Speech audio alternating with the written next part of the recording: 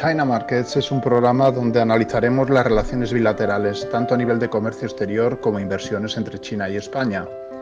Queremos de alguna forma ayudar a las empresas españolas y chinas a tomar decisiones más adecuadas a la hora de afrontar estos mercados y establecer un canal de comunicación efectivo en ambas direcciones. Para ello proponemos una charla abierta en forma de coloquio entre expertos y empresas e instituciones con intereses genuinos entre ambos países.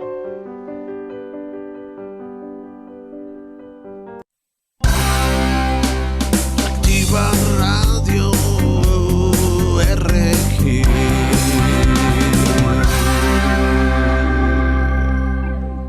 Muy buenas tardes, amigos, bienvenidos a este nuevo programa de La Puntillita Económica. Hoy viene este programa muy cargadito como siempre viene muy cargadito de información, de opinión y de respuestas también a todos los autónomos y a todos los emprendedores. Antes de dar paso a nuestra directora, a Beatriz Triper, recordaros el número del teléfono de WhatsApp del programa, el de activaradio.org, donde si podéis hacer todos vuestros comentarios y nosotros lo haremos, se lo haremos llegar a todos, a Beatriz y a todos sus invitados. Es el 656-981-607, repito, es el 656-981-607.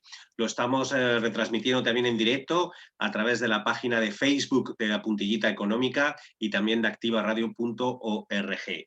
Y ya sabéis que si seguís todas las redes sociales, pues ahí es donde están todos los podcasts de todos los programas anteriores y sobre todo también el canal de YouTube, que como dice Beatriz, somos youtubers, los youtubers del programa de La Puntillita Económica. Y ya está, ya me callo. Beatriz, muy buenas tardes.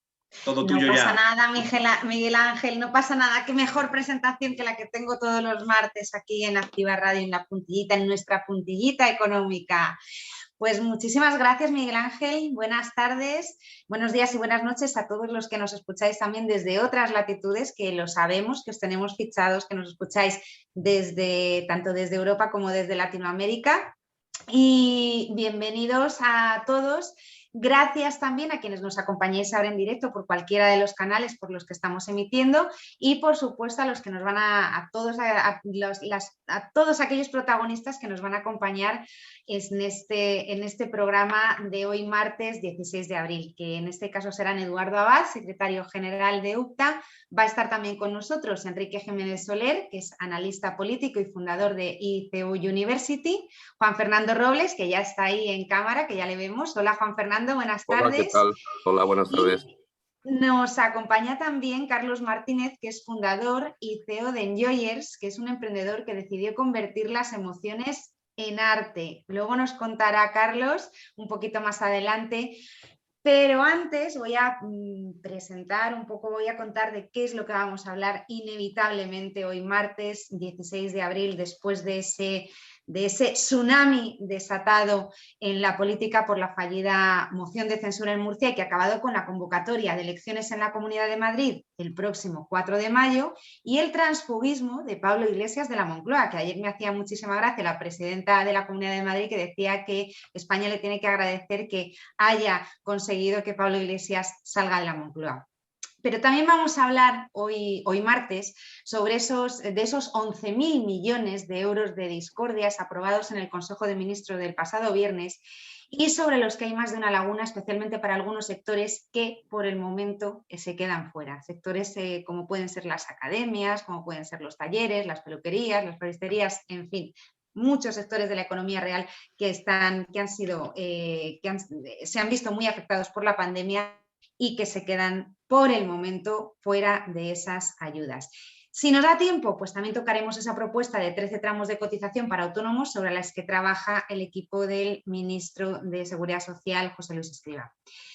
Pero antes de todo ello, permítanme que les repita una de las frases que más me ha marcado en el último año y especialmente en estos últimos días de caos y de tormenta política.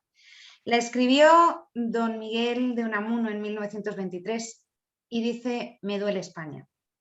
Y me duele España casi un siglo después porque seguimos a la gresca, o mejor dicho, quienes dicen que nos representan siguen a la gresca pensando más en conservar sus escaños que en lo que ocurre a pie de calle, donde las colas del hambre, la miseria y la desigualdad han dejado de ser un decorado transitorio para convertirse en la escena persistente y tozuda de una economía devastada, entre otras cosas, por la inoperancia de un gobierno y unos políticos que solo se saben mirar al ombligo.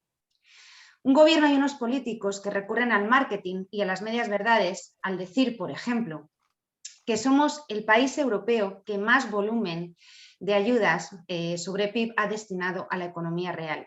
Medias verdades que, por ejemplo, ocultan que nuestro PIB es bastante inferior al de Alemania, al de Francia, Italia o la Unión Europea. Por tanto, es lógico que a menos o igual cantidad de dinero represente más porcentaje en nuestro Producto Interior Bruto. Me duele España también al recordar cómo la presidenta de la Comunidad de Madrid se desnudó cual Venus castiza de Delacroix en La Libertad guiando al pueblo, amenazada por las conspiraciones monclovitas y ciudadanas pertrechadas por el fontanero Iván Redondo, con las que el socialismo quiso iniciar desde Murcia su particular reconquista.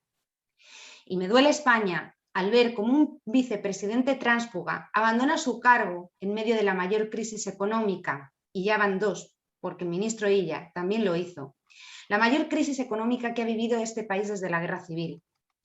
Y me duele ver cómo ese vicepresidente tránsfuga llamado Pablo Iglesias sale de su caballo de Troya para sorpresa y agotamiento de un Pedro Sánchez que desde lo alto de su Falcon agachó la cerviz ante el comunismo, el terrorismo y el secesionismo. Y me duele España, sí, pero a pesar de todo, creo en los españoles, creo en la libertad y creo en que este país saldrá adelante. Y saldrá adelante gracias a emprendedores como Carlos, que nos acompaña hoy, gracias al trabajo que cada día hacemos, tanto desde los medios de comunicación como desde las pequeñas empresas, y que no vamos a parar hasta que este país vuelva a brillar como lo hacía hace unos años. Y dicho todo esto, vamos ahora sí a tomar nuestro puente aéreo hasta Cuba. Miguel Ángel, me vas a tener que poner una musiquita para hacer estos cortes porque se me queda todo muy... Se te queda ahí nada, pues lo vamos diciendo. Se me queda ahí todo muy pegado, muy pegado. Se te queda ahí, como te has puesto muy ahí, muy cañera, muy filosófica, pues es lo que hay. Y no me hagas hablar que si no alucino, que estoy en Murcia. Yo creo que la ocasión merece ponerse cañera, de verdad. Pobre Carlos, que es la primera vez que nos acompaña, debe estar un poco sorprendido. Sí, está un pelín serio, Carlos, sí. Bueno, nosotros no vamos a coger el Falcon, como hace nuestro querido presidente para ir a Cuba, pero sí que nos vamos a coger nuestro avión virtual, vamos a chequear el billete virtual y nos vamos, como os decía, y como les decía a ustedes, hasta Cuba. Porque según el informe en torno a emprendimientos privados y derechos económicos del Observatorio Cubano de Derechos Humanos, el OCDH, el pasado año 2020 el sector privado en Cuba se contrajo un 25% a causa del impacto del COVID en la economía. Un COVID que se sumó a la crisis que ya per se vive el país desde hace años por su sistema económico. El cuentapropismo, que así se llama en Cuba el sector privado, emplea a un 30% de los ocupados y aporta un 13% a las arcas estatales. Y aunque a priori ese 13% puede parecer poco, sobre todo si lo comparamos con, por ejemplo, España, donde el impuesto de sociedades y el IVA aportan en torno al 45% de la recaudación, pero no lo es tanto, no es tan poco si tenemos en cuenta que en tan solo 10 años el sector privado ha crecido un 59% en Cuba. Pese a este avance, que son buenas noticias, aquí está la mala noticia y aquí está realmente la noticia que denuncia el Observatorio Cubano de Derechos Humanos. Y es que parece ser que se está practicando una persecución sobre ese sector privado con un total de 140.000 acciones de control sobre las empresas y negocios y un total de 32 millones de pesos en multas, lo que significa un 44% más que en 2019. Insisto, son datos que los ha recogido el OCDH. Según además el observatorio, esta situación pone de manifiesto, y cito textualmente, el fracaso de un sistema atado a la primacía y monopolio del Estado como sujeto económico, a la planificación centralizada y al rechazo a la prosperidad que desde el Partido Comunista califican de acumulación de riqueza. Ahí es nada. Yo lo dejo ahí por si luego en el tiempo de tertulia alguno de vosotros queréis comentar algo sobre este tema. Y ahora sí, volvemos a España para saludar a Carlos Martínez, fundador y CEO de Enjoyers. Buenas tardes, Carlos, ¿cómo estás? Hola, ¿qué tal? Y encantado por invitarme. Gracias a ti por acompañarnos esta tarde, sobre todo para contarnos algo tan maravilloso y tan llamativo como es que has creado la primera fábrica creativa de las emociones, en un momento además como el actual en el que las prisas, la pandemia, las limitaciones nos han hecho olvidarnos de nosotros mismos y en un momento que yo, desde mi punto de vista y mi opinión personal, emocionarse y sentir es más necesario que nunca. Pero cuéntame, Carlos, cuéntame tú, porque además es que tú venías del mundo de la farmacia y de repente te pasas a convertir las emociones en arte. Cuéntanos. Pues bueno, Enjoyer es la primera fábrica creativa de las emociones y nuestra misión es convertir en arte lo que nuestra comunidad siente o lo que la sociedad respira, y eso lo trasladamos a productos como son láminas decorativas personalizables o mapas y láminas diseñados con tinta rascable, ¿vale? Y todo con ilustraciones propias. Y con respecto a lo que dices de cómo he pasado de farmacia a convertir arte, bueno, yo tengo 27 años y aunque he estudiado farmacia, mi verdadera pasión es emprender y mi sueño es ser uno de los mejores emprendedores de España. Así que a pesar de haber estudiado farmacia, muchas veces no haces lo que estudias y tienes que hacer lo que te apasiona, que en mi caso es emprender. Así que por eso hago esto y también además que para mí emprender es un arte.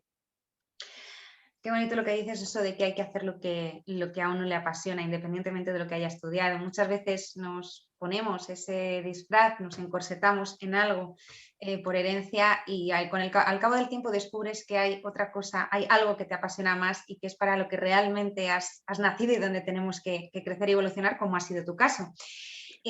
Carlos, de tu proyecto, o sea, porque lo que me has comentado además es que, y voy a entrar en un detalle, o sea, yo por lo que me cuentas, lo que haces es como aquellas, el rasca y gana, ¿no? O sea, podría ser un rasca y gana, pero Sí, aplicado al arte.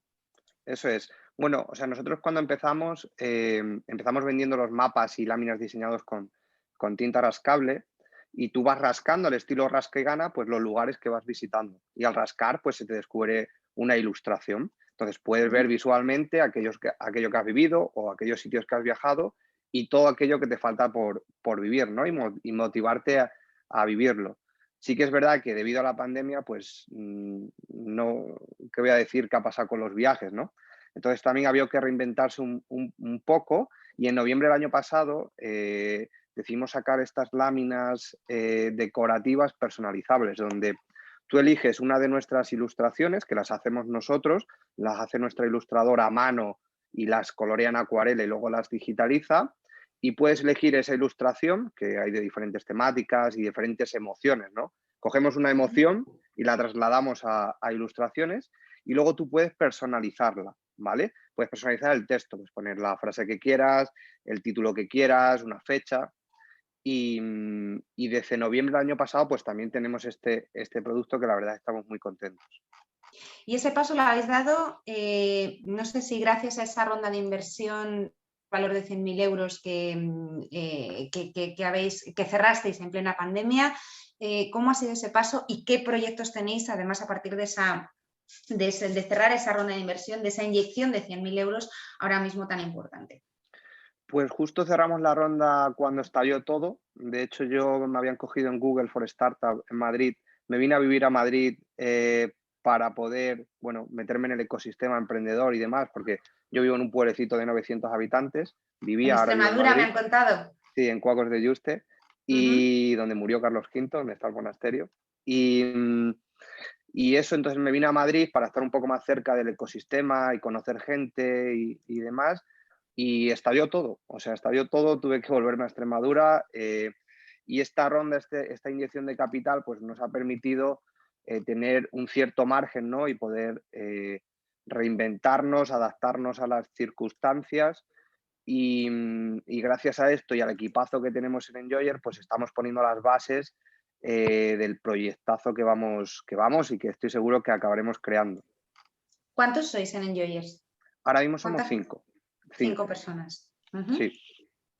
Y una de las cosas que más me llamó la atención al documentarme sobre Enjoyers y sobre tu perfil es que querías ser, o tu sueño era ser una inspiración para todos aquellos jóvenes del pueblo, en este caso de Cuacos de Yuste, que quieren emprender. Y ahí le dabas muchísima importancia a Internet. Sí.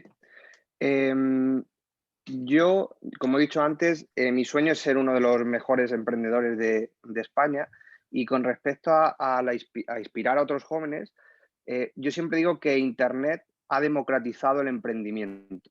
Si yo he podido crear Enjoyers desde un pueblecito de 900 habitantes y vender por toda España y a más de 10.000 kilómetros en Costa Rica, que también vendemos en Costa Rica, cualquiera con esfuerzo, con trabajo, con ganas de mejorar, puede hacerlo. O sea, que el hecho de ser de un pueblo o vivir en un pueblo no te limite a poder emprender o hacer una empresa pues relacionada con Internet, e-commerce y todo esto, ¿no?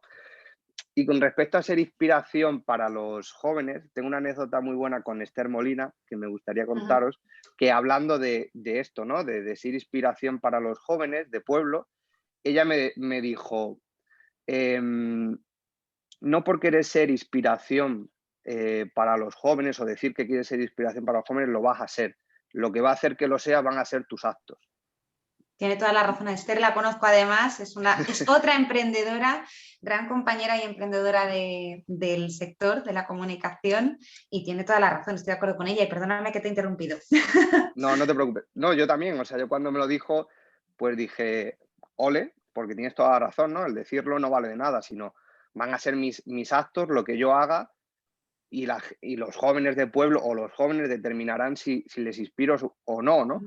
Pero sí que quiero intentar, ¿no? Ojalá mi historia ayude a todos esos jóvenes de pueblo o no de pueblo que quieren emprender, pero más concretamente de pueblo, a que si tienen esa curiosidad por emprender, que lo intenten. Obviamente con mucho trabajo, mucho esfuerzo, formándose, pero que si tienen esa curiosidad, que el ser de pueblo no sea una limitación. Carlos, has hablado de que habéis vendido láminas en Costa Rica. ¿Cómo ha sido ese proceso y con qué limitaciones os habéis encontrado? Porque no es fácil, parece que para los autónomos, muchos están yo creo que es una creencia, ¿no? Se piensan que no pueden exportar, que por el hecho de ser autónomos están muy limitados. ¿Cómo ha sido esa experiencia a la hora de vender vuestros productos en un país como Costa Rica, que está a 10.000 kilómetros, como decías tú?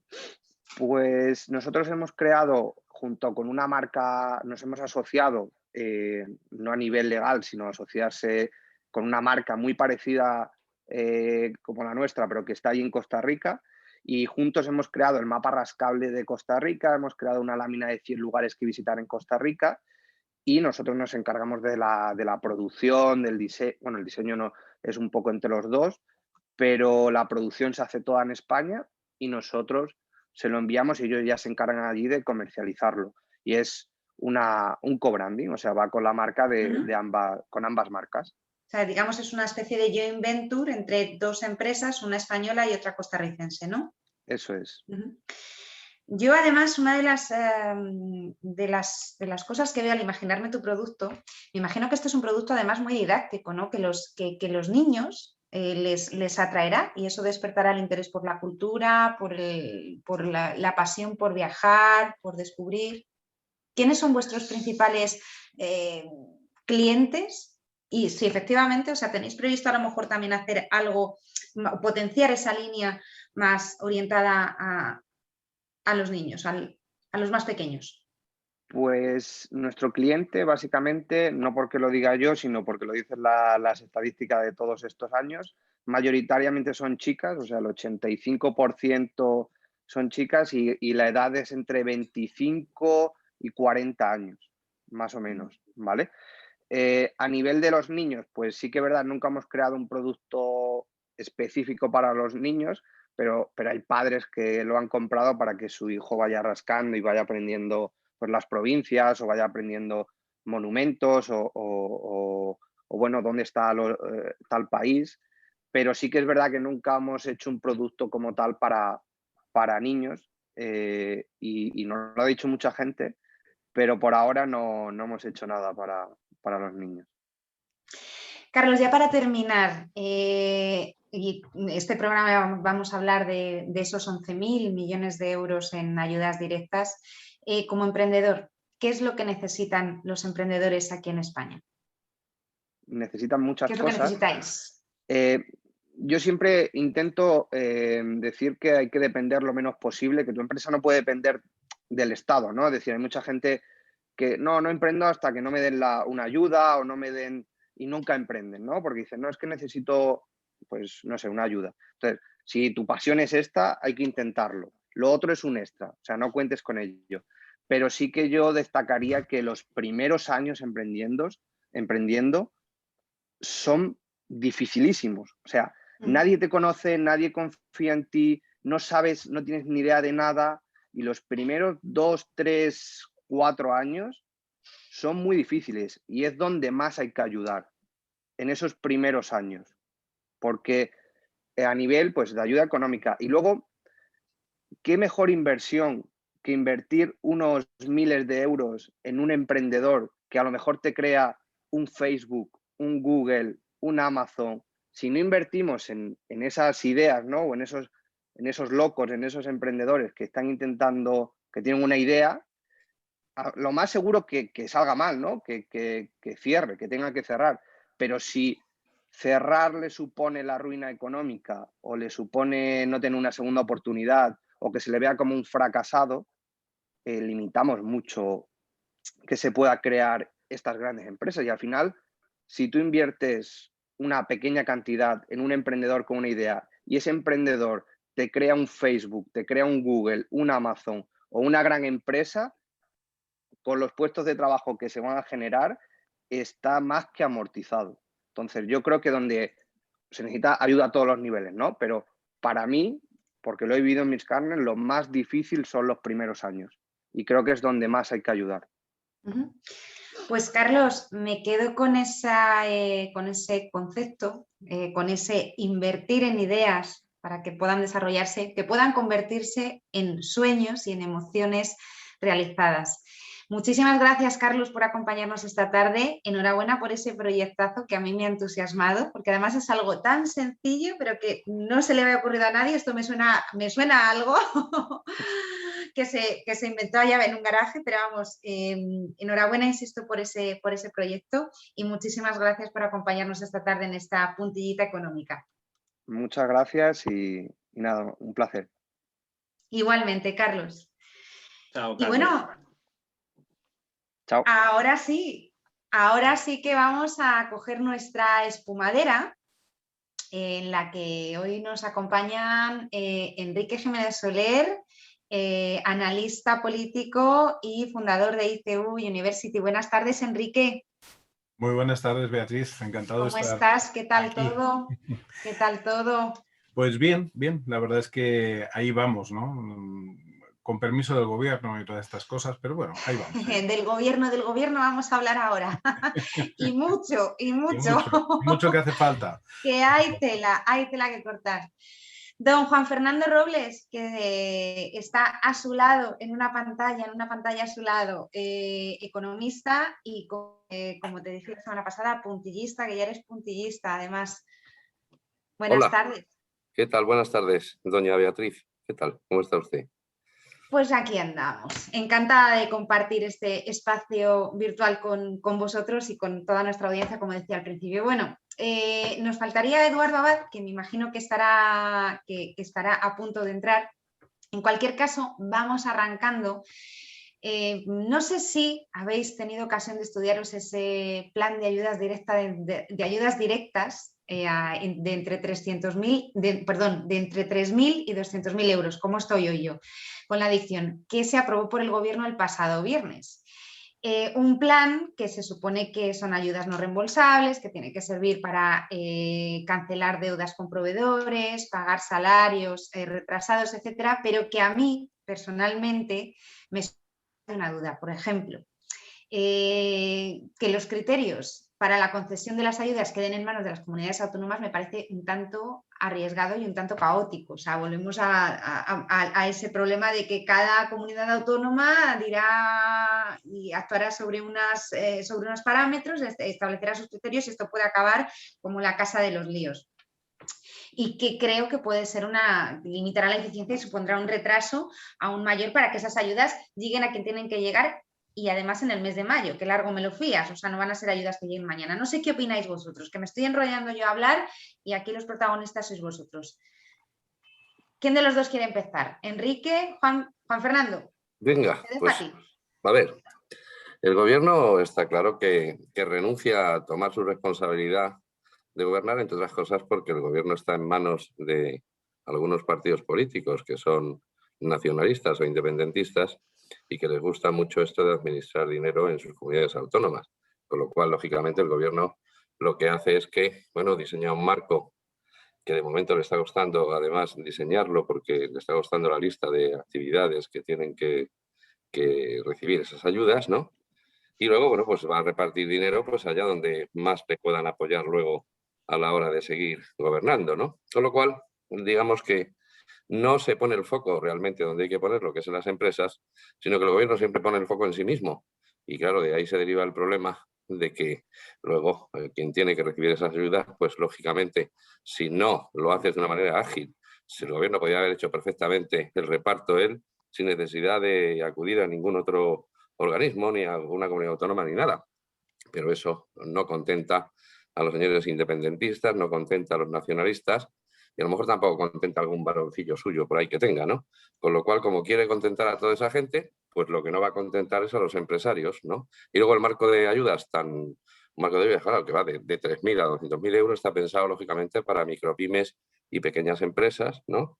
Y veremos a ver el catálogo final que sacan, si es que realmente va a tener esto alguna utilidad. Una cosa que me parece fatal es que, por ejemplo, las empresas tengan que estar al día por el corriente de pago en la Seguridad Social y Hacienda, porque precisamente se podía utilizar esta ayuda para que esas empresas se quitaran ese lastre. Entonces esto es la pescadilla que se muerde la cola. La empresa no ha podido, por pagar salarios o a lo mejor otras obligaciones, ponerse al día con la Seguridad Social y no puede coger el dinero para ponerse al día porque no está al día. O sea, es un verdadero disparate. En fin, estas ayudas están diseñadas por gente que no tiene ni idea de lo que es una empresa. Entonces, si hubieran trabajado alguna vez, ¿no? Cosa que es muy dudosa, pues a lo mejor sabrían las necesidades que tiene una empresa, ¿eh? Como este chico que estaba aquí tan estupendo, Carlos Martínez, que ya sabe lo que es una empresa, ¿no? Pero los que diseñan estas ayudas han estado siempre, digamos, chupando de la gran ubre del Estado. Y estos señores no tienen ni idea de lo que es montar un negocio, de lo que es pagar una nómina, de lo que es pagar Hacienda, de lo que es pagar la Seguridad Social, porque ellos cobran de lo que pagamos los demás. Y encima se permiten el lujo de diseñar ayudas, no para ayudar, porque a lo mejor un señor va retrasado unos meses en la Seguridad Social porque no ha tenido realmente dinero. Pues, señor mío, dale la ayuda, ese señor se pone al día y sigue tirando. Yo no digo que lo tenga que dejar colgado, yo digo que esa ayuda podría servir para pagar esa deuda que tiene esa persona o esa empresa. Pues no, es decir, es la irrealidad, es la estupidez económica, la ineptitud y solo pensar en ellos mismos y en nadie más. He dicho, ¿eh? Aquí me quedo. Sí. Dices, Juan Fernando, lo del tema de las deudas de estar en pagos con la Seguridad Social. Cuando a mí me contaban hace poco el caso de un autónomo que tiene un negocio y que tiene una deuda, no sé si eran de 18 euros la Seguridad Social, o de 1, no sé si eran 18 o 1,8 euros con la Seguridad Social. Y entonces no podía acceder a no sé qué historias y la Seguridad Social se lo estaba reclamando. O sea, yo me preguntaba, al hilo de lo que estabas diciendo tú, o sea, yo el otro me preguntaba, digo, bueno, y esta gente, digo, que porque tengas una deuda de 18 euros con la Seguridad Social que la puedes saldar en todo momento y que probablemente a lo mejor haya sido, pues, por cualquier desajuste a la hora de hacer los pagos, o vete tú a saber, 18 euros, o sea, pues, no estamos hablando Beatriz, de miles de euros, que no vayan a poder cobrarlo, eso no tiene sé un yo nombre, hasta qué punto vaya. Eso tiene un nombre, pero es un insulto, con lo cual no lo puedo decir. O sea, que a una persona por 18 euros le nieguen una ayuda mayor, tiene un nombre, pero es un insulto. O sea, la persona que toma esa decisión, que no es una persona, es una máquina, desgraciadamente, la persona que diseña un sistema que a una persona le niegan algo por una deuda de 18 euros es que es un verdadero, y lo dejo, que cada uno ponga el epíteto que quiera, pero no tiene ni sentido común, ni tiene vergüenza, ni hay por dónde cogerlo. Con lo cual, estamos en un mundo en el cual estamos gobernados por burócratas absurdos que no han pegado un palo al agua en su vida, a los cuales tenemos que rendirles pleitesía, y encima nos están diciendo lo que tenemos que hacer cuando les estamos manteniendo. O sea, un verdadero disparate. Y ya me callo, dejo que hable otra persona que igual dice cosas más interesantes. Vamos a dejar a Enrique, porque a mí me gustaría que Enrique nos hiciese su valoración, no solo del plan de ayudas, sino además del tema, de otro de los temas escabrosos de este plan, que son aquellos sectores que se quedan fuera: peluquerías, academias, a ti te toca de lleno el tema de las academias, autoescuelas, talleres de reparación de vehículos, que bueno, parece ser que las academias, que las peluquerías no les ha afectado la crisis, ¿no? Parece ser que según el gobierno, pues bueno, pues no estáis mejor que puede ser la hostelería, que oye, que no digo que la hostelería esté mal, que efectivamente la hostelería es un sector que está en un estado crítico, con un 125% de incremento en concursos de acreedores, etcétera. Pero creo que, por ejemplo, en tu caso, Enrique, la situación es bastante... Claro, es que, ¿sabes lo que pasa? Que todo el mundo habla efectivamente, del restaurante, del bar de la esquina, pero nadie habla, por ejemplo, de las empresas de consultoría que trabajan con otras empresas que han pues cerrado absolutamente todos los presupuestos desde el 2020. Nosotros, por ejemplo, para que te hagas una idea, desde el 16, concretamente el 16 de marzo del 2020, se nos han caído todos los proyectos que teníamos, tanto en consultoría como en formación académica. Hemos tenido que hacer una reconversión en términos de todo lo que tiene que ver con emisión a través de online, que evidentemente no era nuestro core, no era la forma en la que nosotros trabajamos, pero también, independientemente de eso, las propias academias que han podido abrir han tenido que hacer inversiones también importantes en cuanto a aforo, en cuanto a seguridad de ese aforo y demás. O sea, y de esto nadie habla, porque son sectores que, bueno, francamente nadie los tiene en consideración, pero que dan trabajo a miles de personas y que lógicamente tienen una dificultad añadida tremenda por causa de cómo se tiene que trabajar. Pero al hilo de lo que estabais diciendo, que yo creo que es muy interesante y es muy importante, antes comentabas si las comunidades autónomas o el Estado tenía una oportunidad fantástica de poder haber administrado los fondos, pero lógicamente en este Estado filocomunista, pues francamente, no sé qué es mejor, si que llegue a las comunidades autónomas, por lo menos en Madrid tenemos algún tipo de esperanza, o que el Estado filocomunista, pues a través de ese clientelismo que tiene, pues termine dando las subvenciones a quien le dé la gana. Así que no sé si es mejor que esté en manos de las comunidades o que esté en manos del Estado. Como buen liberal, considero que ninguna administración o cualquier administración es el peor administrador de los recursos de los ciudadanos y, por lo tanto, pues me parece complicado. Pero lo que sí es cierto es que al final, como estaba diciendo antes, es muy curioso que se tengan que dar ayudas en un momento difícil económicamente hablando, un momento ni siquiera difícil, o sea, tremendamente horroroso económicamente hablando, que se den ese tipo de ayudas y que, por ejemplo, el único, digamos, proveedor, el único socio de las, socio tonto de las pymes y de los autónomos, que es tanto la agencia tributaria como en este caso la Seguridad Social, pues pongan encima las pegas para recibir ese dinero, que por otro lado, si tuvieran un mínimo de inteligencia, pues destinarían gran parte de ese dinero a cubrir las deudas precisamente con la agencia tributaria y con Seguridad Social, y por lo tanto la actividad económica se reactivaría. Pero como estamos también en una política socioliberal en la Unión Europea, y da igual si gobierna el Partido Popular o gobierna el Partido Socialista o gobierne quien gobierne, pues al final todo esto recae en que cumpla usted con el Estado, papá Estado le dará a usted las subvenciones para ver si consigue los votos necesarios, y por otro lado, pues ya veremos a ver cómo este drama que están viviendo, que estamos viviendo, tanto los autónomos como las pequeñas empresas, pues vamos solucionando, ¿no? Además lo has vivido en primera persona. Lo conozco bien, lo conozco bien. Me vais a permitir que salude a Eduardo Abad, secretario general de UPTA. Buenas tardes, Eduardo. ¿El micro? ¿El micro? ¿Qué tal? Ahora sí. ¿Cómo estáis? Ahora sí. Eduardo, estábamos hablando de ese plan de esos 11.000 millones de ayudas, de los cuales 7.000 van en ayudas directas. Vosotros pedíais 11.000 desde UPTA, al final se han quedado en 7. Y estábamos hablando de un tema que nos preocupa, dos cuestiones que nos preocupan bastante del plan. Primero, es que el reparto, que sea el reparto o que la decisión de a quién se dan o de cómo se reparten va a recaer en manos de las comunidades autónomas.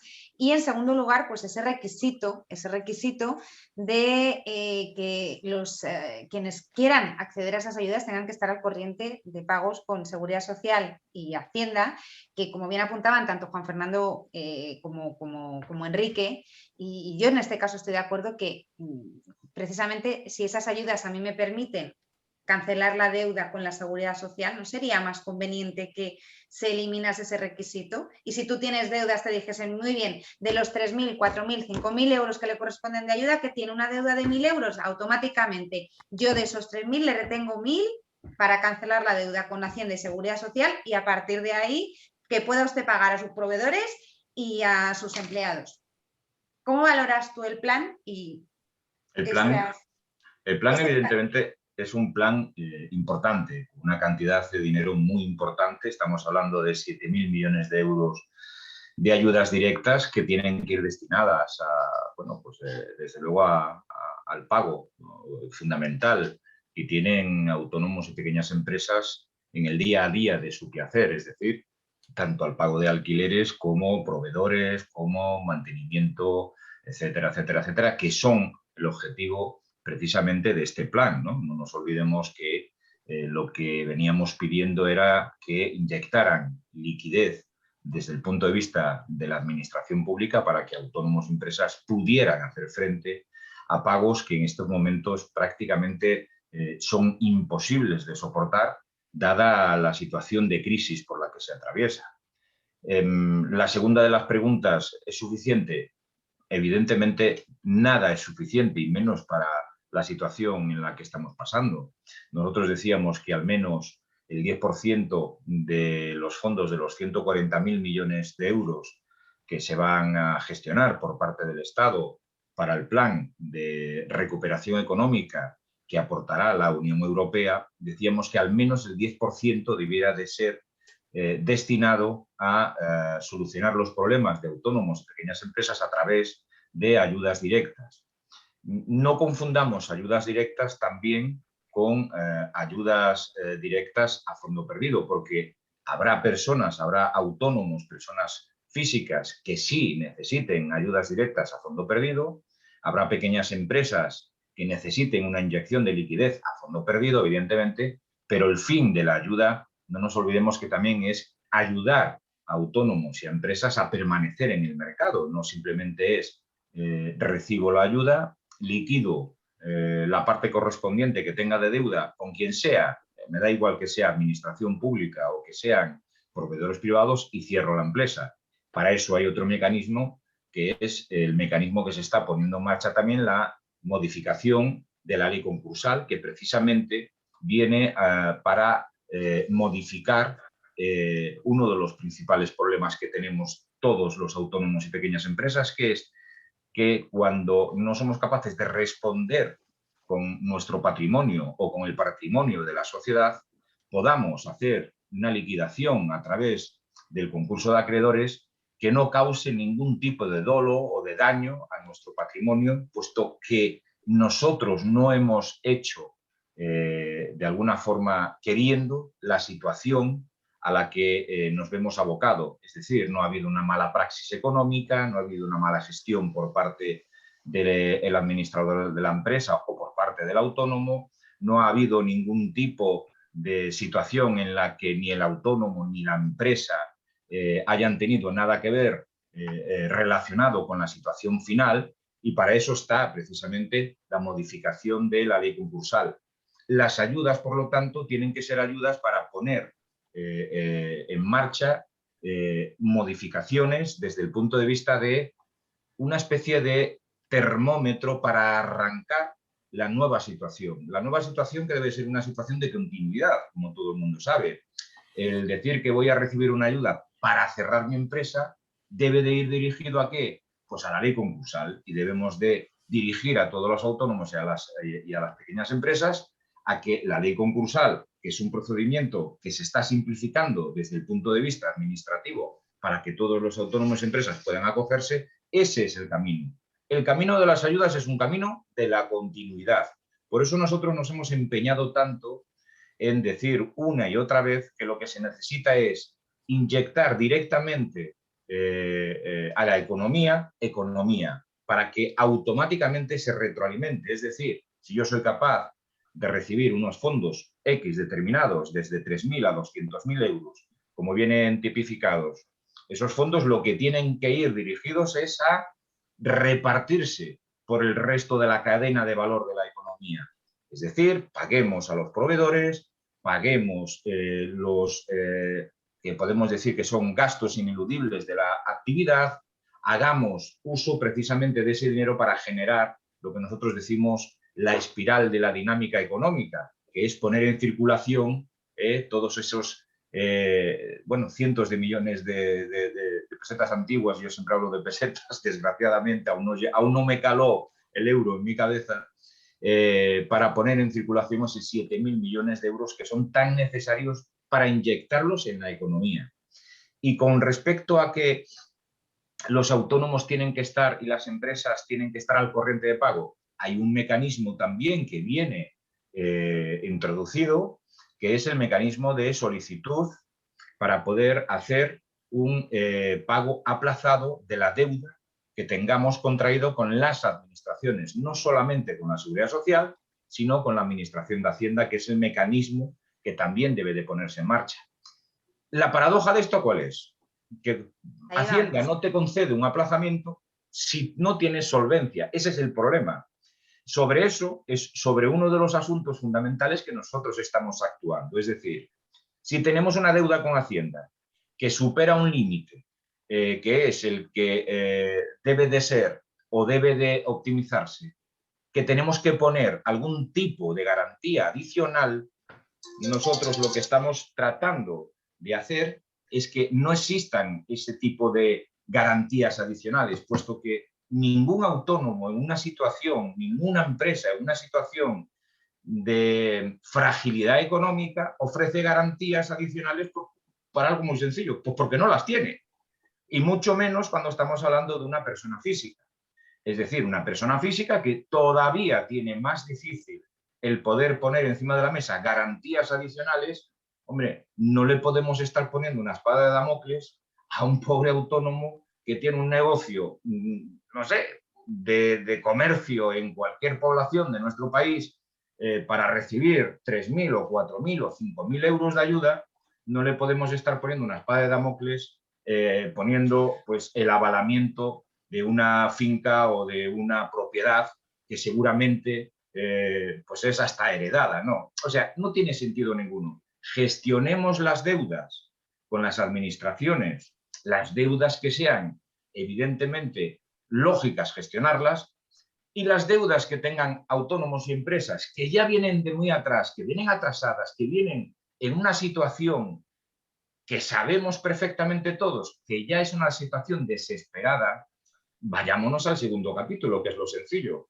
Hagamos un concurso de acreedores y, por lo tanto, metamos sobre la masa del concurso de acreedores todas las deudas que tenemos. Ojo y cuidado, ni Hacienda ni Seguridad Social te dejan de morder. Es decir, es como un pitbull que se agarra a tu pierna y por mucho que tú golpes o por mucho que tú trates de separarlo, siempre está ahí y siempre va a seguir permaneciendo estando. Es decir, son deudas presentes y futuras las que tanto Hacienda, la Administración de Hacienda como la Administración de Seguridad Social va a seguir reclamando a lo largo del tiempo.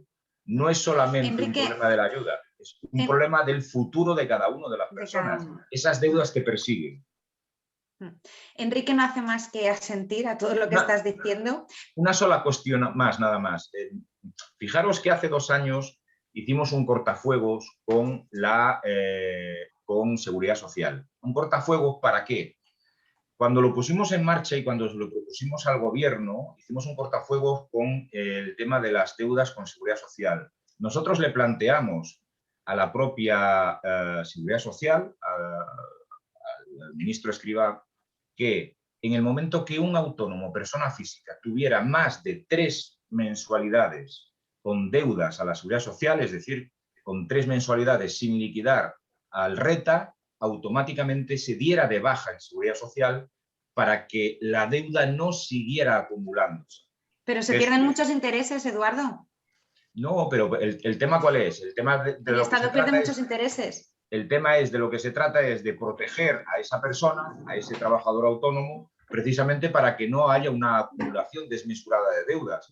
Por ejemplo, muchísimos autónomos de esta nueva, vamos a decir, cosecha de los últimos 10 años, que vienen a través de tarifas planas, que no tienen de verdad ni idea de cómo funciona el sistema, pensaban que muchos de ellos, y os lo digo por conocimiento propio, de gestionar después procedimientos con la administración, que con el simple hecho de darse de alta en el régimen por cuenta ajena, automáticamente pensaban que ya se daban de baja en el régimen por cuenta propia. Autónomos que estaban, bueno, pues de alguna manera cayeron accidentalmente en el mundo del trabajo autónomo, pero que tenían deudas acumuladas por no haberse dado de baja pues de más de 6 meses. Deudas acumuladas por no liquidar la cuota de seguridad social y que al final se les retenían las devoluciones del IRPF de la agencia tributaria.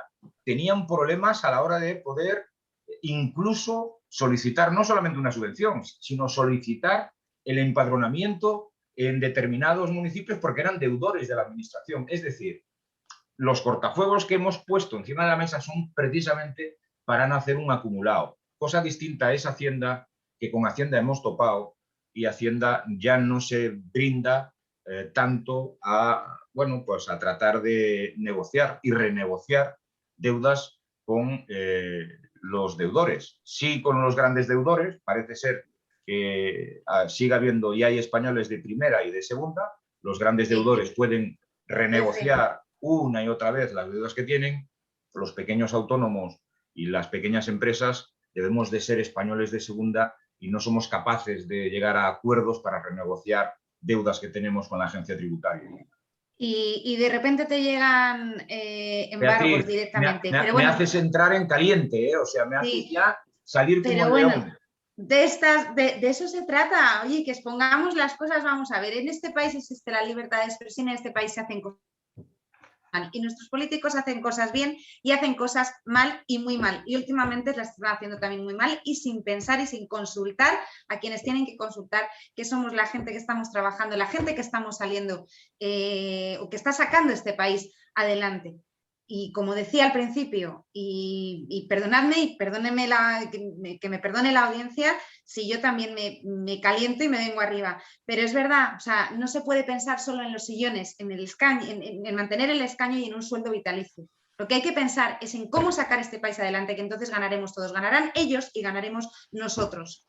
Y aquí me quedo y vamos a pasar también a seguir con la política. Que te vienes arriba, Beatriz. Que me vengo arriba.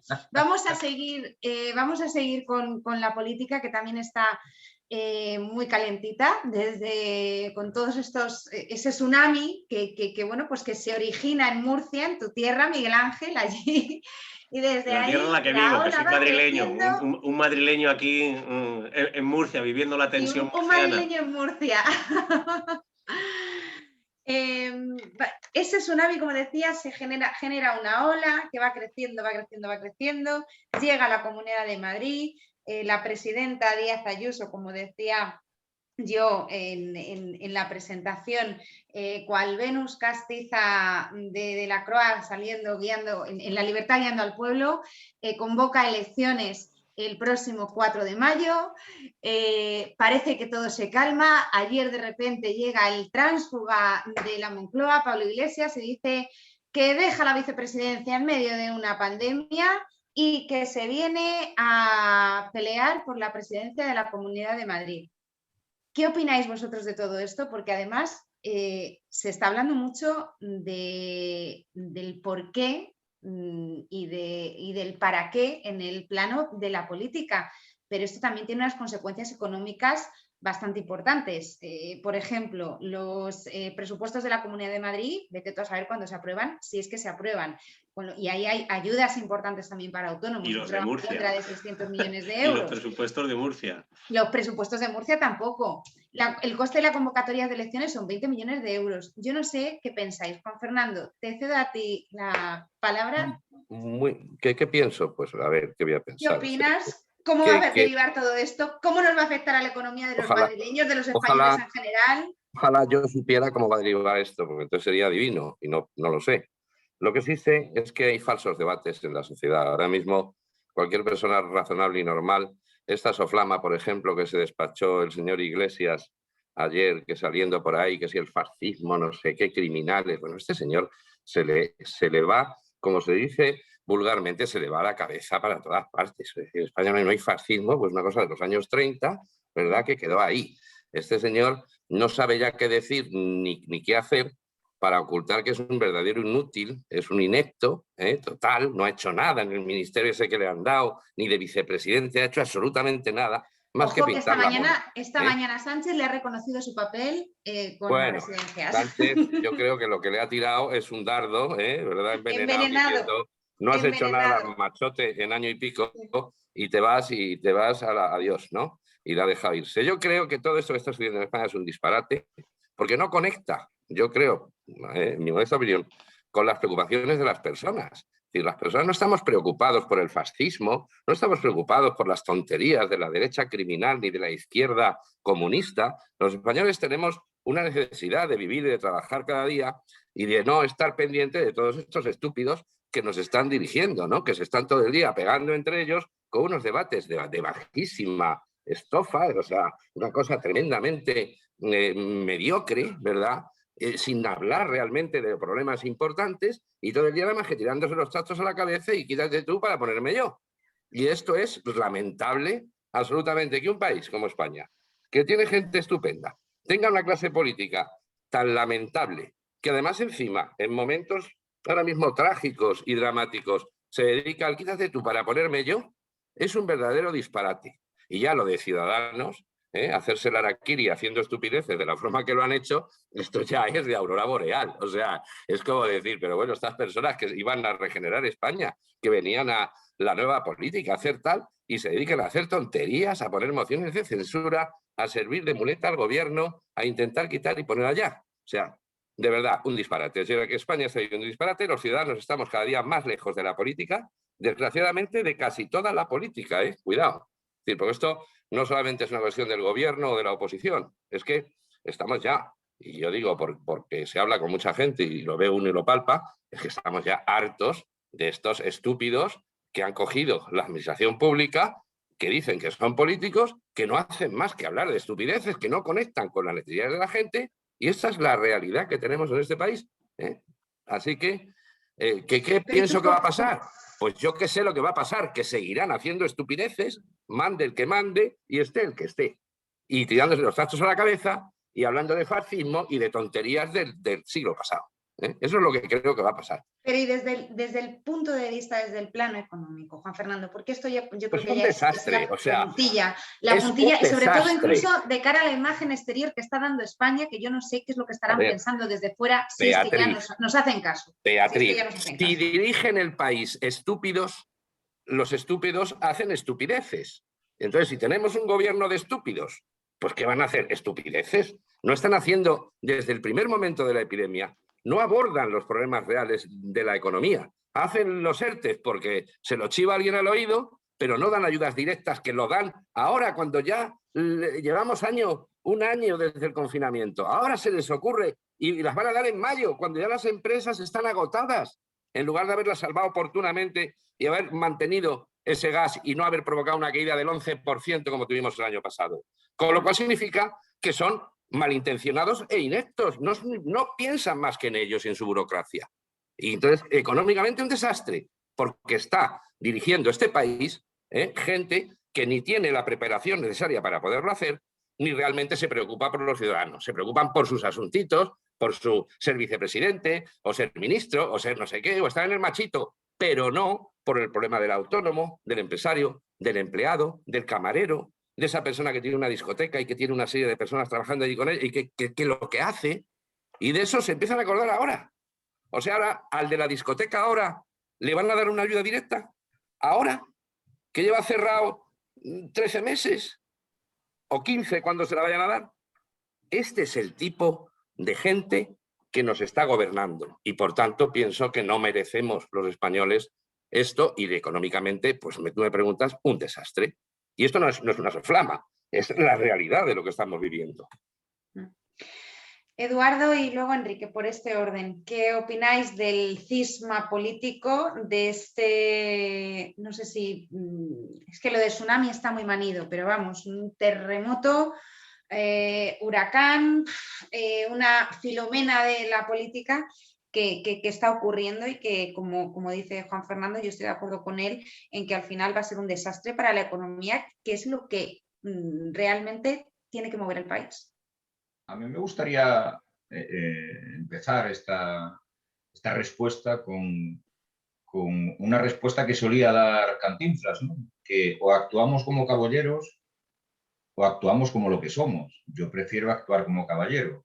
Es decir, los políticos, yo sigo diciendo que trabajan, y es mi humilde opinión, trabajan de la manera más adecuada para que todos y cada uno de nosotros podamos estar en mejores condiciones. No tengo ni la menor duda que la política es y seguirá siendo para mí política, y quiere decir que trabajan y tienen que tener fan del servicio público, empezando por ahí.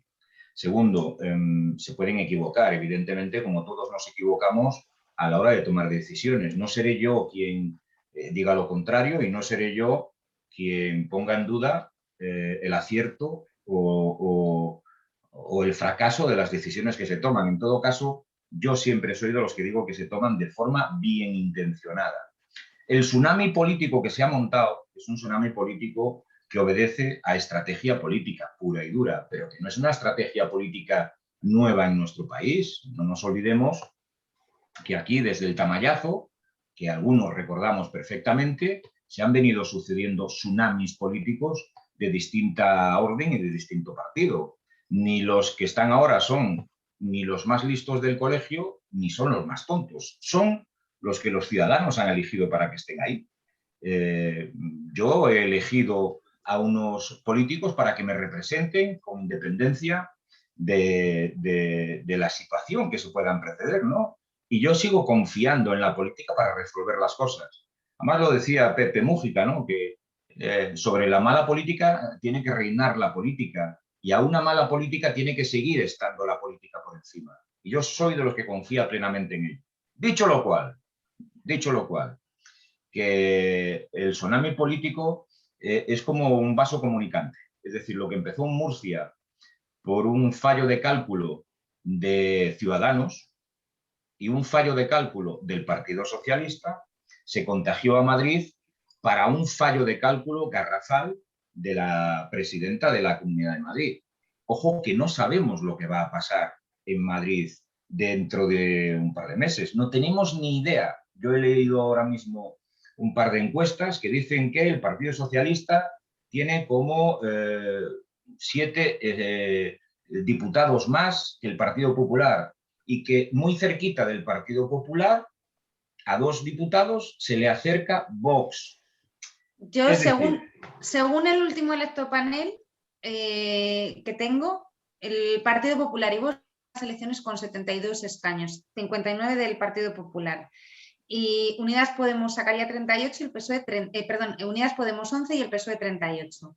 Si se produjese, que ya ha dicho Errejón que no se va a producir, la unión de Unidas Podemos y Más Madrid, el resultado sería todavía más favorable para el Partido Popular, que obtendría 64 escaños, más Vox, que obtendría 10.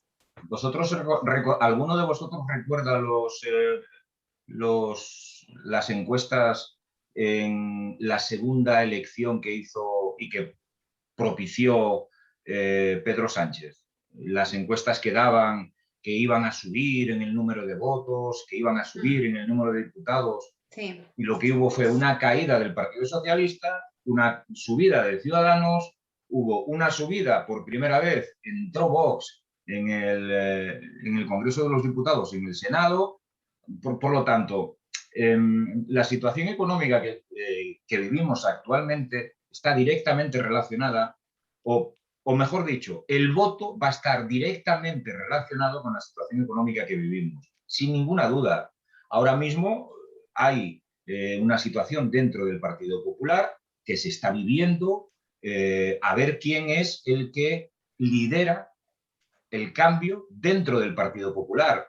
No me cabe ni la menor duda que en el Partido Popular hay una facción que es una facción más arrimada a Faes y hay otra facción que es una facción más liberalizadora, que es la que posiblemente pierda el pulso de lo que está sucediendo. En el medio está Vox. Yo insisto en también daros a conocer y hacer una reflexión sobre qué han hecho los gobiernos o los grandes partidos de los grandes países europeos y cómo se han planteado cerrar ciertos o crear ciertos cordones sanitarios ante la entrada de las ultras, ¿no? Tanto por un lado como por el otro. Que es lo que iba a decir, que se habla de la derecha, pero aquí tenemos un partido... Perdón, hemos visto lo que ha pasado en Italia, cuando, bueno, pues se creía que tenían un gobierno más o menos sólido con la ultraizquierda y hemos visto que han tenido que ir a disolverlo y es un técnico ahora mismo el que preside el gobierno de Italia. Alemania, que subió exponencialmente la ultraderecha, no ha permitido que la ultraderecha gobierne en ninguno de los Länders ni en ninguno de los distintos órganos de representación en Alemania. Es decir, ahora mismo tenemos una situación convulsa que ellos mismos han buscado para que esté convulsa. No han medido el impacto de la situación que se estaba propiciando y, por ejemplo, la Comunidad de Madrid ha dejado 600 millones de euros sin otorgar a los autónomos y a las empresas que estaban en el anteproyecto de presupuestos de la Comunidad de Madrid que estaba a punto de ser debatido. 600 millones de euros de inyección directa en la economía de las calles. Que si se hubiese producido la moción de censura, yo no sé qué hubiese pasado también con esos 600 millones de euros. Hubiese tenido un presupuesto. Es que esa es la cuestión. Porque si se produce la moción de censura, no sé qué habría pasado. Ayuso tenía que dejarse dar una moción de censura, si no es mala. Si Ayuso convoca elecciones, qué mala es. Y si no porque no se deja dar una moción de censura. Claro, tiene que doblegarse. Hombre, pero eso lo estás diciendo. Pero eso lo estás diciendo tú, yo no. Yo lo que estoy diciendo pero a ver, decir que la culpa de que no se repartan 600 millones, pues esa señora, si no se hubiera visto amenazada, hubiera estado gobernando hasta el final de la legislatura. Por supuesto que es un auténtico desastre y una barbaridad, porque en Madrid nada hacía presumir que ella tuviera amenaza ninguna. Bueno, fíjate cómo el río suena, Eduardo, perdona. El señor Aguado, la verdad es que no daba muestras de ser muy leal, ¿eh? Entonces la misma situación tiene Castilla y León, ¿verdad? O la misma situación se podía producir en Andalucía. Y sin embargo, en Castilla y León no se ha producido y en Andalucía no se ha producido. Lo que pasa que es lo que tiene eso de hacer y de tomar decisiones que no obedecen a una reflexión de cómo está el panorama político y cómo está el panorama en las calles y en las ciudades. Ese es el problema. Pero eso se le puede haber dicho a Arrimadas cuando se decide intervenir en Murcia. No, en Murcia quien decide intervenir... Cuando intervienes en una comunidad, pones a todos los acuerdos en solfa. Es decir, porque eso, vamos, no hace falta ser muy listo para darse cuenta de que si tú presentas una moción de censura, rompes un acuerdo de una comunidad, tu credibilidad como socio a nivel global está, digamos, disminuida. Con lo cual, la reacción de Madrid entra dentro de esa lógica. No Insisto digo que en el lo gobierno mismo. de Madrid Enrique, no hubiera podido continuar. Insisto. A ver, perdóname un segundo porque me gustaría escuchar la opinión de Insisto, Enrique, que solamente un Enrique es segundo por analista alusión. político y me Solamente gustaría escuchar la opinión de Enrique. Así por que alusión, perdonadme los dos, pero es que el pobre está ahí esperando. Enrique. Sí, estaba esperando aquí precisamente a que más o menos aclarara lo que estabais contando, ¿no? Pero mira, yo aquí hay 2 o 3 elementos para mí que son importantes. Por una vez en mi vida voy a darle algo de razón a Pablo Iglesias en algo. Y es que nosotros, el problema que tenemos es que nuestro sistema no es un sistema democrático como debe de ser. Es un sistema partitocrático. Y esto es una de las cosas que nosotros tenemos que tener en cuenta. Nosotros tenemos una democracia basada en partidos políticos. Se generó así y así nos la hemos tragado. O sea, aquí precisamente el ciudadano no tiene nada que opinar, no opina absolutamente nada. En eso, disculpadme que os quite la razón, estáis equivocados, no tenemos los políticos que queremos, tenemos los políticos que los partidos quieren que tengamos, que esto es otra cuestión. Porque ya sería de otra manera si nosotros pudiésemos elegir como se eligen, por ejemplo, los gobernadores en los Estados Unidos o como se eligen otros presidentes en otros países donde la democracia es mucho más directa y mucho más plena. Eso en primer lugar. En segundo lugar, tampoco me creo el cuento este de que los políticos hacen las cosas de buen sentido común, ¿vale? Primero, porque normalmente son los que menos preparados están. Cualquiera de nuestros políticos en una empresa privada estaría despedido, empezando por Fernando Simón, por ejemplo, que es un cargo funcionarial, pero además político. Pero un tipo que sale diciendo no nos va a pasar nada y de repente tienes una pandemia de 3 pares de narices, pues ya me contarás tú a mí cuánto duraría en un laboratorio farmacéutico. Esto por poner un ejemplo, o sea, por poner un ejemplo, como puedo poner el del presidente del gobierno, como puedo poner el líder de la oposición, o como puedo poner a Ciudadanos, o como puedo poner a cualquiera de los líderes políticos que hoy mismo nos gobiernan y que son carentes de lo que es formación política. Eso en primer lugar. En segundo lugar, deberían de ser por encima de cualquier cuestión, o sea, a mí no me interesan los políticos, me interesan los servidores públicos. Entonces, lo que debería de existir en nuestro país son servidores públicos, que estos de servidores públicos no tienen ni el apellido, o sea, no tienen ni idea de lo que es un servicio público, no saben lo que es servir a su comunidad o servir a su país o a su nación. Y en base a lo que estábamos diciendo sobre las mociones de censura y demás, siempre ha habido un dicho que decía que la política hace extraños compañeros de cama. Y además, no solamente esto, sino que el tipo de acuerdos que se han llegado, por ejemplo, en la Comunidad de Madrid o que se han llegado, por ejemplo, en Andalucía, pues están sostenidos también por el mismo partido que va a desaparecer, por cierto, porque Ciudadanos acaba de firmar su sentencia de muerte. El otro día estaba leyendo un artículo de Arcadi Espada, que es uno de los fundadores de Ciudadanos, que decía que lo que se debería de hacer realmente es firmar el acta de defunción con todos los honores del Partido Ciudadanos, del cual también he sido además militante, pero es que es absolutamente claro. Y el problema sigue siendo el mismo, es un problema de egos. Albert Rivera se equivoca en querer convertirse en el Partido Popular, en querer ser él el líder del centro derecha, y le deja estas ínfulas, se las deja a Inés Arrimadas. Y Inés Arrimadas ha hecho su papel, ha hecho el papel que tenía que hacer. Y claro, que esto ¿a qué le ha llevado? Pues a cometer errores. Cosa que también, Eduardo, siento en este punto no estar de acuerdo contigo, discrepar, porque mira, yo cuando voy en un avión, por ejemplo, el piloto no se puede permitir cometer errores. O sea, esto de que es de humanos poder cometer errores, que los políticos pueden cometer errores o los árbitros de fútbol pueden cometer errores, pues no sé, o sea, yo me lo paso por ahí. Porque es que, francamente, un piloto de aviación, si comete un error, se carga 300 y salen las noticias de todo el mundo. O sea, no puede permitirse el error. Un neurocirujano no puede permitirse el error.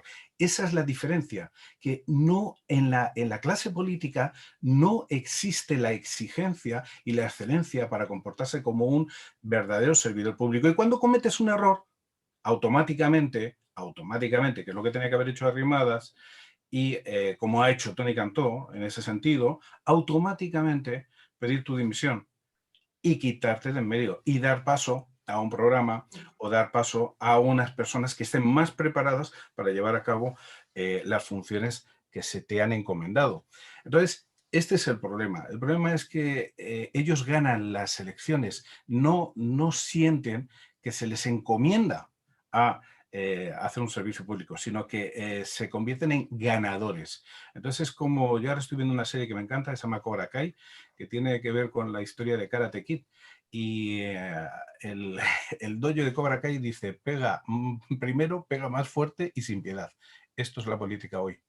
Pegar primero, pegar más fuerte y no tener piedad. Y de esos barros vienen estos lodos y vienen lo que estábamos diciendo de los autónomos, de las pymes, etcétera, etcétera. Sin piedad. Destruir todo lo que es el tejido económico, precisamente porque lo que importa es que el Estado y las funciones del Estado sigan generando dinero para que ellos sigan viviendo como están viviendo. Antes de dar paso a Miguel Ángel, que también quería hablar, tengo que despedirme de Juan Fernando Robles, que es que se ha tenido que marchar, que tenía que entrar ahora a un webinar. Como esto de las tecnologías y de estar conectado todo el día es lo que nos, lo que nos lleva, que estamos todo el día en la pantalla. Miguel Ángel, ¿querías tú también hablar algo? Eduardo, te prometo que ahora después de Miguel Ángel te dejo que hables y que termines con lo que nos querías decir. Pues yo creo, y vivo en Murcia, y no os podéis imaginar cómo estoy viviendo de cerca lo que ha pasado, lo que ha pasado, no, lo que está pasando en Murcia, porque si os cuento las últimas noticias, es que los 3 expulsados de Vox pueden entrar en el gobierno y votar que sí a la moción de censura. O sea, que liaros la que se puede montar ahora mismo Partido Socialista, los 2 que quedan de Ciudadanos, más Izquierda Unida, más los díscolos de Vox, que los echaron de Vox, pero siguen formando parte del grupo. O sea, ahora mismo tengo calentitos, igual que empezaba a sospecharse que no iba a sucederse con algunos díscolos de Ciudadanos, ahora está pasando con Vox. O sea, imaginaros lo que puede ser mañana y pasado en todo este tipo de situaciones. Y yo voy a hacer una crítica a todos los que nos quejamos de los políticos. Y es que las personas formadas y preparadas se van de los partidos políticos en vez de quedarse. Y el que se queda al final es la mediocridad. Entonces, si queremos cambiar a los partidos políticos y si queremos cambiar la política española, lo que hay que hacer es que la gente preparada le eche paciencia e invierta tiempo en los partidos políticos y se rodeen gente con sentido común. Porque al final quienes están formando parte de los partidos políticos son funcionarios de partido. No quiere decir que sean funcionarios de la administración pública, son funcionarios de partido y ese es el gran problema. Y yo lo entiendo porque muchos amigos se han ido de Ciudadanos, se han ido del Partido Socialista, se han ido del Partido Popular y dice, no les aguanto porque me hacen ver que 2 más 2 son 7 y no, 2 más 2 son 4. Pero el problema es que como te vas, pues se quedan los que piensan que 2 más 2 son 7. Yo estoy de acuerdo en Eduardo, de verdad, sinceramente, Enrique, que pienso que los políticos intentan hacerlo bien. Intentan hacerlo bien. El problema es que no hay democracia interna dentro de los partidos. Entonces tienen miedo a tomar sus propias decisiones y para eso piden consejo, empiezan no sé qué, desde cualquier municipio pequeño, desde cualquier alcaldía. Y como el madrileño que no vive en Madrid, sino que vive fuera, en una provincia, que es todo mucho más pequeño, que la política la palpas al minuto 1, estás sintiendo la política, o tú te llevas bien con el que dirige o te puede marcar la vida, ¿eh? Es que de repente que la empresa más fuerte es el ayuntamiento. Y en el ayuntamiento está tu prima, tu hermano, tu padre, tu hermana, tal no sé qué, y a los autónomos les fastidia porque te tengo que llevar bien con el alcalde y con todo el equipo de gobierno, porque si no, ni me dan licencias o dicen que no entran en mi comercio. Y esto lo que digo no son invenciones mías, sino cuestiones reales. Y a partir de ahí pasa y trasciende en todo.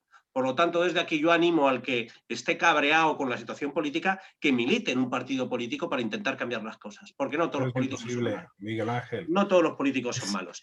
Y lo que ha pasado en Murcia, yo puedo decir lo que es, esto es, y estoy de acuerdo contigo, Enrique, que el principal problema de Ciudadanos es que como un concepto de marketing perdió la validez, no sabía lo que estaba. Todo el mundo entendía, y esto se llama marketing, que tú lo sabes porque te dedicas a esto, se llama posicionamiento en el mercado. Y el posicionamiento es el lineal del supermercado, ¿dónde te pones? Y Ciudadanos estaba en medio del Partido Socialista, entre el Partido Socialista y el Partido Popular. Y lo que no puedes hacer es necesitar los votos de los extremos, como fue en su caso de Vox o el otro, porque el ególatra y el iluminado de Albert Rivera dijo que iba a ser el Macron español y se rodeó de pelotas, y cuando se rodearon de los que estaban los críticos que decían, pero ¿dónde va el loco? Que no seas caudillo. ¿Qué hicieron? Se marcharon, lo que te estoy diciendo, los buenos se marcharon, porque no aguanto, a este soplagaitas no lo aguanto, que es un sandiosao, lo mismo. Y es lo mismo que le ha pasado a Inés Arrimadas, que con lo que está pasando sigue diciendo, yo miro al futuro. ¿Pero qué futuro? Si no tienes futuro, tienes un abismo. Si la gente buena se te ha ido.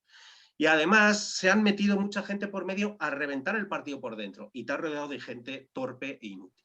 Y de verdad, y ya que me dejas y ya con esto acabo, pero os cuento realmente lo que ha pasado en Murcia.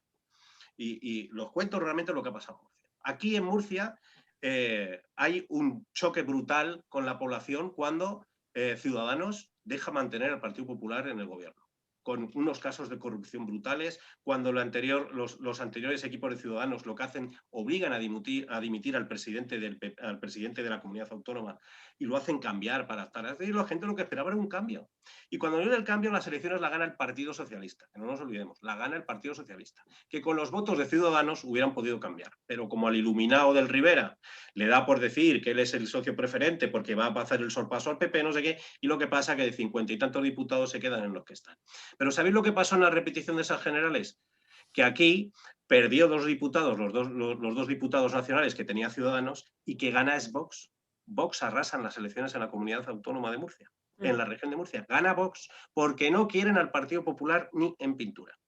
Entonces viene la reestructuración y se escoge una persona que es la vicepresidenta del gobierno, actual, y de repente a esta mujer se la empieza a machacar con una falta de respeto increíble por parte de compañeros del partido, mientras los demás la estaban respetando. Es que no os podéis imaginar las cosas que se decía de ella, cómo la han vilipendiado, y además lo que es más triste y lo más cutre, que es que no respetan el cargo. Ya si malo es que no respeten a la persona, que no respeten a un marco institucional.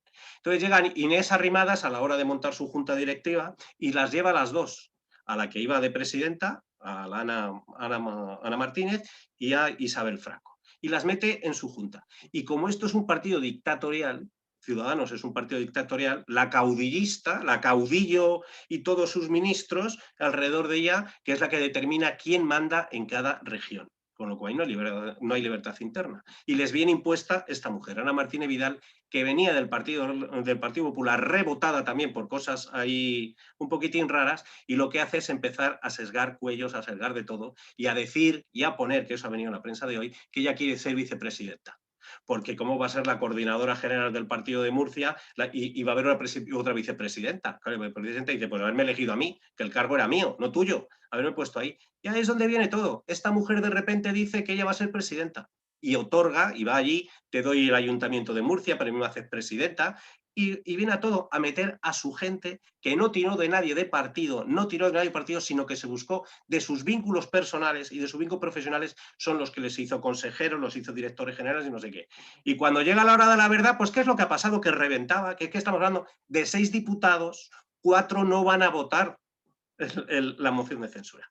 Eso es lo que pasa en Murcia, y a partir de ahí, porque es mala estrategia, mal marketing, no se ven las consecuencias. Esto es un movimiento de ajedrez. Si muevo una ficha, ¿qué pasa? No va a pasar en Madrid, no va a pasar en Castilla y León, no va a pasar que de repente damos el volantazo. De tener que estar con el PP, ahora no vamos con la izquierda, cuando no se podía hacer, cuando este país hubiera sido una cosa, hubiera sido muy diferente si el señor Albert Rivera hubiera pactado con el Partido Socialista, el Albert Rivera, vicepresidente, había dado una estabilidad al gobierno progresista, liberal, y todo hubiera funcionado a mil maravillas. No, se obliga a repetir elecciones y para lo que hay. ¿Pero qué iba a hacer el presidente? A todos los que están ahí protestando. Es que Sánchez no sé qué, ¿pero qué querías que hiciera? Si llevamos 3 elecciones generales, ¿qué otra alternativa había? Que había que sacar propuestos adelante. No quedaba otra que pactar con Podemos, que no había otra forma de hacerlo. Y a partir de ahí es lo que estamos viviendo. Bueno, desde aquí, y ya me enrollo y ya me callo, por favor, los que estén disgustados con los políticos, que se metan y que militen en un partido político y se quiten a los mediocres, que se quiten a los mediocres de encima, porque son más y más se sabe. Eso es lo que hay que hacer para cambiar el país y para cambiar el panorama político. No hay otra cosa que hacerlo. Y ya. y ya. Eduardo, te dejo que termines con lo que querías decir, y sobre todo me gustaría que comentases tú esa propuesta de que Yolanda Díaz sea nombrada vicepresidenta segunda del gobierno, que parece ser que ya Sánchez le está diciendo a Pablo Iglesias que naranjitas de la China. Porque, a ver, yo no es por nada, pero a mí me parece bastante arriesgado que una ministra de Podemos, y no dudo de las capacidades de Yolanda, porque me parece que ha sido una persona que, bueno, por el momento está ejerciendo de forma diligente su trabajo, que ha conseguido muchos acuerdos, que ha sido una persona conciliadora y que ha frenado algunas de las intenciones de Podemos con respecto a dar marcha atrás con la totalidad de la reforma laboral, que bueno, pues ahora ha tenido sus cosas malas, pero también ha tenido cosas buenas, como por ejemplo los ERTEs. Yo creo que es un poco arriesgado, o sea, enfrentar a dos pesos pesados como puede ser Calviño y Yolanda Díaz en un Consejo de Ministros. No sé, tiene sus riesgos. Además, el Ministerio de Trabajo es un ministerio que tiene mucho peso, que requiere mucho trabajo y no sé si es compatible con una vicepresidencia. Yolanda Díaz ha demostrado que es una magnífica ministra. Ha demostrado que es una magnífica ministra de Trabajo y que además, eso no lo pongo en duda. Y además es gran conocedora de cómo se juegan los juegos precisamente en un ministerio que es fundamental en estos momentos en nuestro país. Yolanda Díaz ha demostrado también, además, ser una persona abierta, dialogante y conciliadora. Más allá de que hay quien le sigue reprochando, ¿no?, que el anterior pacto de los pactos de Toledo lo reventara directamente con un posicionamiento totalmente contrario. Estaba yo en esa sesión. Pues recordarás lo que sucedió, ¿no? Pero que yo, que suelo, bueno, pues trabajar frecuentemente con el ministerio y más concretamente, pues me ha tocado negociar temas con Yolanda, puedo decir que es una persona que tiene una capacidad de diálogo y una capacidad de ponerse en la postura de los demás que de verdad es de agradecer en estos momentos donde parece que la testosterona política es lo único que vale la pena, ¿no? Cuando bueno, pues un político de determinado partido dice una barbaridad, siempre tenemos otro de otro partido que dice una barbaridad más alta, ¿no? Y al final, bueno, pues personas con el perfil de Yolanda son muy necesarias para reconducir lo que es el diálogo y lo que es la práctica noble, práctica de hacer política. Porque al final si no dudo, es de lo que se trata. Claro, si está preparada para ser vicepresidenta, yo creo que no está menos preparada que los que están ocupando las vicepresidencias. No, yo no me refiero a eso, Eduardo. Igual es que he formulado yo mal la pregunta, lo he expuesto a lo mejor de una manera un poco liosa, que puede ser. O sea, yo a lo que me refiero es, a ver, un ministerio como es el Ministerio de Trabajo, que es un ministerio de los de mayor peso, junto con Economía y con Hacienda, o sea, son los tres ministerios que, en mi opinión, son los que al final son los pilares para el desarrollo y sobre todo el desarrollo económico del país. ¿Es compatible con una vicepresidencia? Te vuelvo a insistir, el ministerio anterior, donde estaba el Ministerio de Trabajo, era Ministerio de Trabajo y Seguridad Social. Y Seguridad Social, sí. Se desdobló en dos. Sí. A ver, ¿es compatible? Evidentemente es compatible con ser vicepresidenta. No tiene ningún problema de incompatibilidades. Una vez que tienes resueltos los grandes problemas. Es más, cuanto más podamos tener más alto el posicionamiento de la mayoría de los españoles, que es un posicionamiento de los trabajadores, cuanto más podamos tener más alto el posicionamiento de los trabajadores autónomos, que son 3.200.000 y pico, cuanto más podamos tener más alto el conocimiento de lo que pasa en los pueblos y en las ciudades, evidentemente para el conjunto de los ciudadanos es mejor. A mí, perdonarme o llamarme, no sé, incrédulo, pero yo sinceramente creo que los tecnócratas viven en otra atmósfera distinta totalmente a la que vivimos los ciudadanos. A esto que me refiero, que es que un país de tecnócratas legisla desde un punto de vista de tecnócrata. y los españoles necesitamos que legislen desde un punto de vista de personas, de seres humanos que estamos trabajando y que nos estamos peleando todos los días en la calle y que nos estamos peleando para, en muchas ocasiones, sobrevivir. Por eso es tan importante que recuperemos la política con mayúsculas. Yo les invito a todos los que nos estén escuchando que pierdan un ratillo antes de dormir y que pongan alguno de los vídeos que yo me veo o los libros que me leo de Pepe Mújica, que para mí pues, sigue siendo uno de los grandes referentes humanísticos, ojo, ya no políticos, sino humanístico, porque creo que es fundamental que entendamos que el bien común es el bien de todos y que el que unos pocos se beneficien de determinados posicionamientos económicos y políticos es un mal que pagamos todos a escote y que pagamos todos de forma indefinida. Por eso es tan importante, de verdad, yo siempre digo que los políticos, creo en la política, sigo creyendo en la política y jamás estuve en ningún partido político.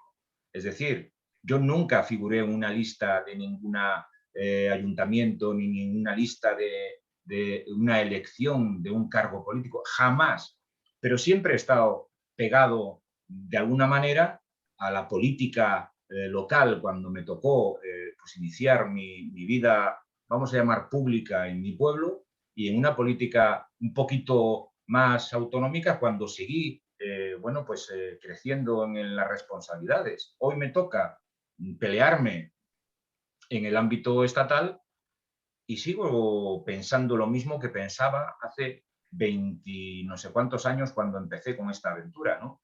Que es que la política es la única vía que tenemos para arreglar lo que está mal hecho.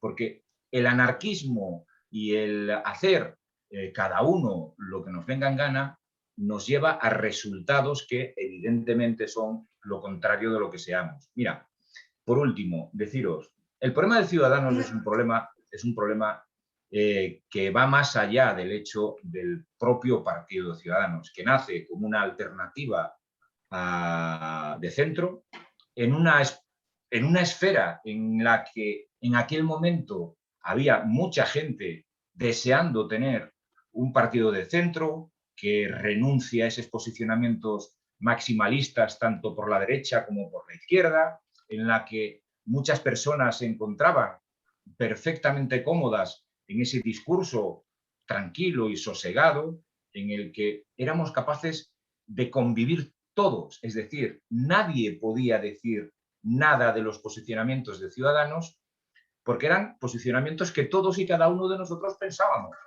El problema no surge con Ciudadanos, el problema surge cuando Ciudadanos tiene que tomar decisiones políticas, que es cuando de verdad, cuando se toman decisiones políticas, es decir, cuando ya rascas el poder, que es cuando tienes que tomar decisiones. Y a lo mejor lo que dices, siendo partido de la oposición o un partido que aún no está en las instituciones, cambia totalmente de cuando estás en las instituciones. Es lo que le ha pasado, por ejemplo, a Unidas Podemos. Unidas Podemos, con un mensaje que es muy directo, que va muy directo a la juventud, a la igualdad, a que todos somos iguales, a que todos necesitamos y tenemos que tener un salario de 1.700 euros, una casa, Eduardo, un piso, no sé qué.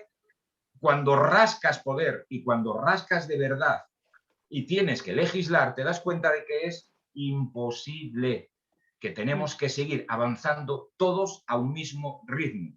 Y esto es lo que les pasa a los partidos que han iniciado, bueno, pues esa especie de euforia de que todo se cambia a través de aquellas manifestaciones que vimos y que vivimos, y que la realidad nos lleva a otro sitio totalmente distinto. Enrique, muy rápidamente para concluir, porque estamos ya, hoy nos hemos ido muy de tiempo, pero muy rápidamente para concluir, casi minuto y resultado. No se te oye, el micro. Simple y llanamente, solamente matizar dos cosas, ¿no? Y creo que son importantes. O sea, lo primero es, efectivamente, yo creo que militar en un partido ayuda a conocer cómo es la estructura y a trabajar en esa estructura. Yo personalmente he militado en 2 partidos y además he sido asesor de varios partidos que además no tenían nada que ver con mi ideología política o con lo que yo pensaba que era mi ideología política.